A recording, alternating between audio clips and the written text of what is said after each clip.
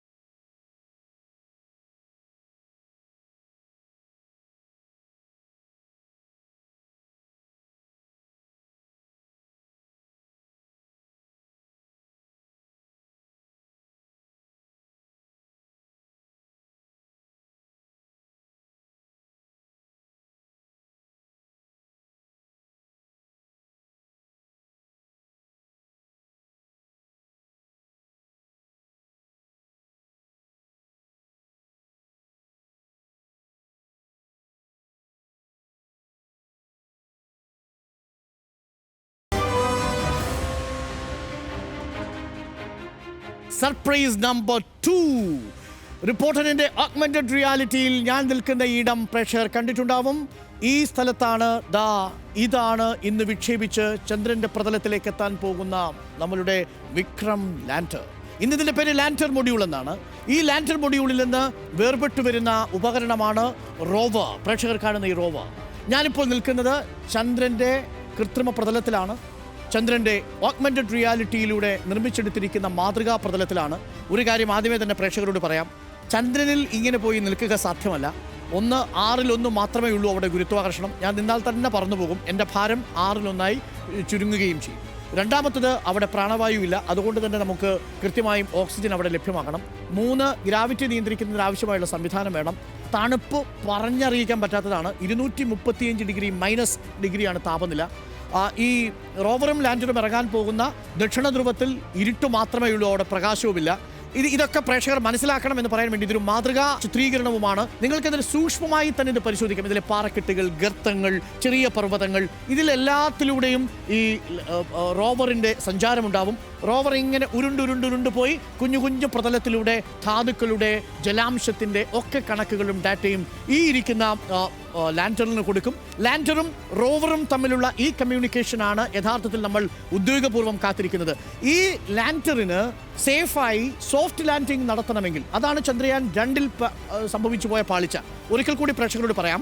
ഞാൻ GSLV LVM-3 എന്ന് പറയുന്ന റോക്കറ്റ് ഭൂമിയുടെ ഭ്രമണപഥം വിട്ട് GTO ഓർബിറ്റിലൂടെ കടന്ന് അത് ചന്ദ്രൻ്റെ ഭ്രമണപഥത്തിലേക്ക് എത്തും.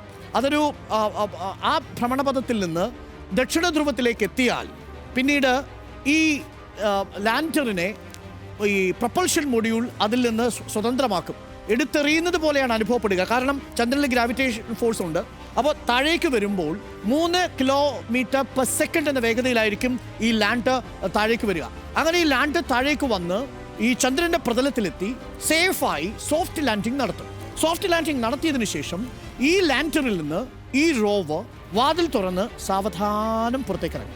ഈ ദൃശ്യങ്ങളിലൂടെ പ്രേക്ഷകർ മനസ്സിലാക്കുന്നത് പോലെ ചന്ദ്രൻ്റെ ഉപരിതലത്തിലും ഈ മണ്ണിൻ്റെ പ്രതലത്തിലും ധാരാളമായിട്ടുള്ള ധാതുലവണങ്ങളുടെ സാന്നിധ്യം, ഇതിന് തൊട്ടു പ്രദേശങ്ങളിൽ ഖരരൂപത്തിലുള്ള ജലത്തിൻ്റെ സാന്നിധ്യം അഥവാ ഐസ് കണങ്ങളുടെ സാന്നിധ്യം, ഒപ്പം തന്നെ പ്ലാസ്മ, ഈ അന്തരീക്ഷത്തിൻ്റെ താപനില, ഇതിനെക്കുറിച്ചുള്ള കൃത്യമായ ഡാറ്റ ഈ റോവർ ശേഖരിക്കുകയും റോവറിൽ 2 പേലോഡുകളുണ്ട്, ഈ ലാൻഡറിലേക്ക് അയക്കുകയും ചെയ്യും. അങ്ങനെ ലാൻഡറിൽ നിന്ന് ഈ മെസ്സേജ് പിന്നീട് പ്രൊപ്പൽഷൻ മൊഡ്യൂളിലേക്ക് പോവുകയും അവിടെ നിന്നും സതീഷ് ധവാൻ സ്പേസ് സെൻറ്ററിൻ്റെ റിസീവർ എൻഡിലേക്ക് ലഭിക്കുകയും ചെയ്യും. 2 പേലോഡുകൾ അഥവാ പരീക്ഷണ ഉപകരണങ്ങളാണ് ഈ റോവറിലുള്ളത്.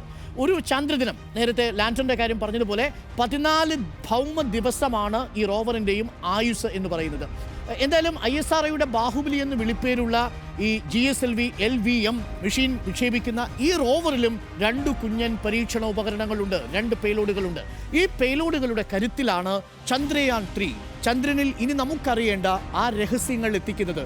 എവിടെയൊക്കെ ജലം, എവിടെയൊക്കെ ധാതുക്കൾ, എന്താണ് അന്തരീക്ഷത്തിൻ്റെ താപനില, എന്താണ് സൗരയൂഥ രൂപീകരണത്തിൽ നമ്മളെ ഇനിയും നമ്മുടെ കണ്ണെത്താത്ത, നമ്മൾ അറിയാത്ത രഹസ്യങ്ങളുമായിട്ടാണ് ഇനി ചന്ദ്രയാൻ 3 ദൗത്യം മുന്നിലേക്ക് പോവുക.